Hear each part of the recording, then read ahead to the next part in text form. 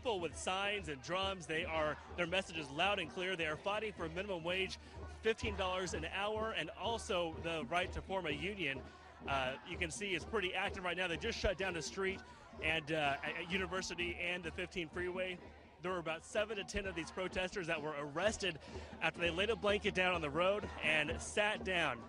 They apparently right now are marching back to the McDonald's where it started off of University and Fairmont. So again, just a very active, fluid scene out here. Fast food workers are up in arms, and it has nothing to do with how much time we waste after pulling up to the drive-in speaker and deciding what we want. It's all about what they perceive as near slave wages to hustle that food and drive the economy. A workers' uprising is taking place in America as we speak, and it could change the course of the economy and the way companies decide what you will pay for their services.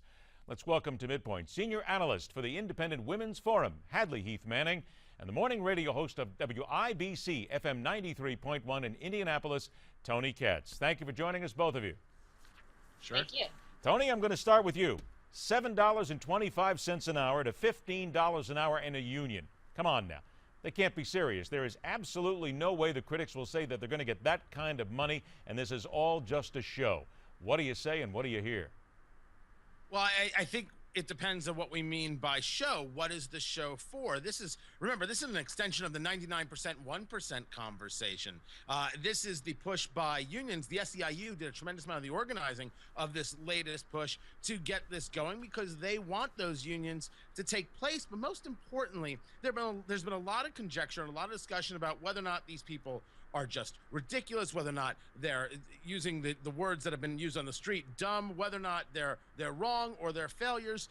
The truth is that a tremendous amount of them are being lied to, and it's a huge part of what we've done in America. We have told people and taught people that they deserve a certain wage as opposed to earning a certain wage. The real question is, why did we decide on $15? How is $15 an hour a living wage? $275 an hour? Maybe we're talking. I don't know why they picked a number so low. They picked a number so low, and I think that the people who are out there on the streets or whatever getting handcuffed should maybe ask, hey, why only 15? Why not $22.50 or $34.75 an hour? Well, $15 an hour is the number that the unions, I'm pretty sure, felt that everybody could get and extract and basically extort, a la the Jesse Jackson style of extorting from these companies, and that's why they went with it. But it's certainly not based on any math. There is no such thing as the living wage. That is a myth. Paul Krugman has talked about the living wage. He's wrong. You've had other economists and other labor officials and other politicos talk about the living wage.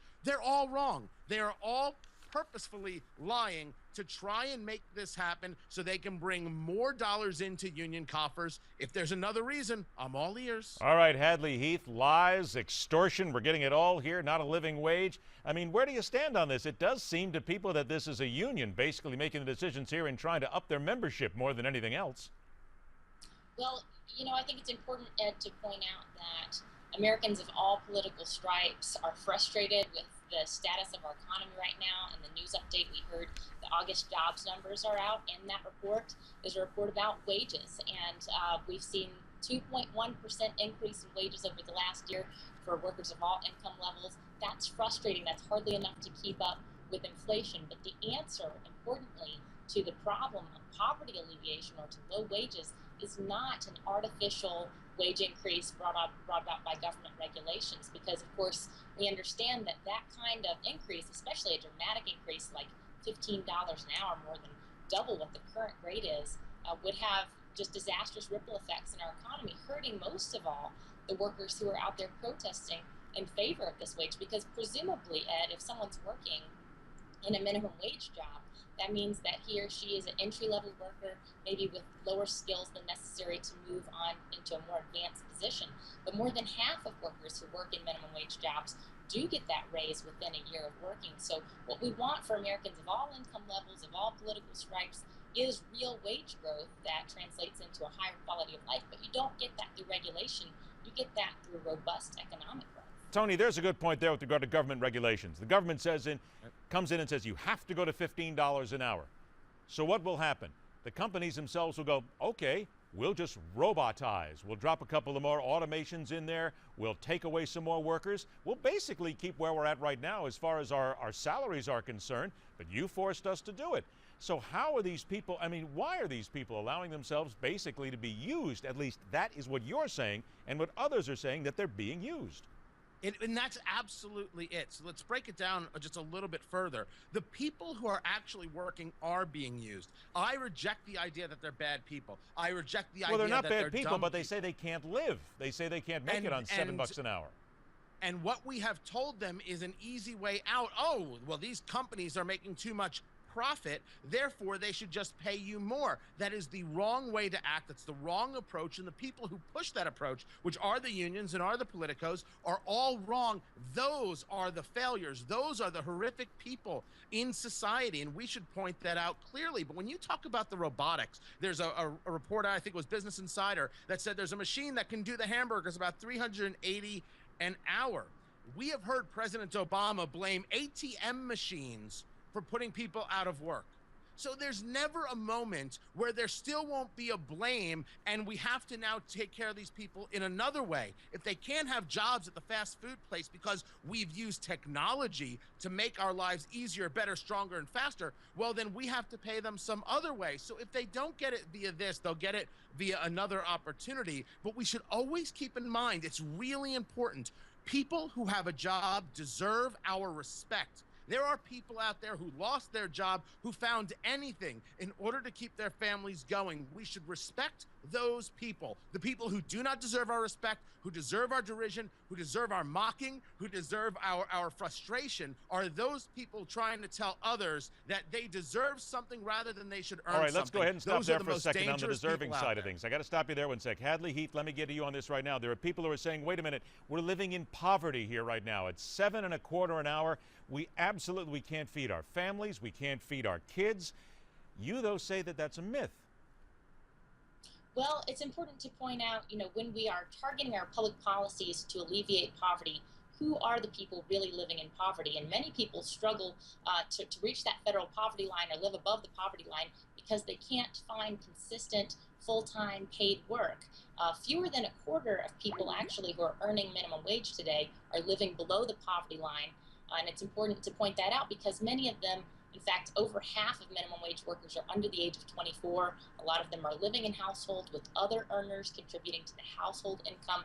That's why a very small percentage of minimum wage workers are living below the poverty line. So raising the minimum wage may benefit a lot of workers in the short run. In the long run, of course, as I said earlier, the ripple effects on our economy and on those low-wage jobs would be a disastrous outcome for these workers. But, when we want to focus our efforts in public policy on helping those who need help the most, those are the people who are currently unemployed, people who can't find work. And raising the cost of employment, raising the cost of creating those entry-level jobs, it's not the way to help those people who are struggling right now to find any type of work at all. So if you're in a minimum wage job today, it probably means that you will get a raise within the year, or you're part of a household where you're contributing to a much larger household income. I got a little bit less than 90 seconds here, so I'll give you first shot here, Hadley, Heath. Those people say that this is the efficient way to reduce poverty. You would say? I would say this is perhaps the most inefficient way to alleviate poverty. First of all, we have to target, again, those people who are truly in poverty, maybe with the Earned Income Tax Credit or any other poverty alleviation tool, especially private charity, which may be the most effective way of helping people who are in poverty in our society. But economic growth, especially in terms of wage increases and real wage growth that results in a higher standard of living for everyone, that's the most efficient way to alleviate poverty. Tony Katz, 30 seconds to you. Same question. Efficient way to end poverty? That's what the experts say. Those experts must work at the New York Times. The efficient way to end poverty is to vote out Harry Reid, put in a Congress that makes sense, and actually get a jobs bill going through, get a plan to get people working again and reduce regulation. I only hope the president's willing to work with that Republican Senate. So your message then would be people stop picketing, stop being in the streets, stop carrying signs, get out and do it at the polling place in the midterm elections. I always love a good vote. I think that the companies should be having job fairs where people are striking. Let's get people who want to work, the 92 million who don't have jobs, let's get them back in the workforce. All right, 10 seconds, Hadley, Heath, you agree with that? I agree, and I think we need better economics educations in our school. We need the chance for people to learn that when you do have artificial wage increases, it's harmful to job creation. So if people understood the issue better, Ed, I think that they would be protesting less and they would be supporting economic growth policies more. A reminder again, once again, the title of the book that Hadley Heath Manning is involved in as an author, multiple authors, is Lean Together. Want to make sure we get that in there as well. Hadley Heath Manning, Tony Katz, thanks so much for joining us. We'll absolutely do this again. Thank you. All right, folks. Later this hour, Newsmax money guru Jeff Yasteen with the August jobs report and the reaction from Wall Street. And after the break, the SEC says no more fat cash for politicians.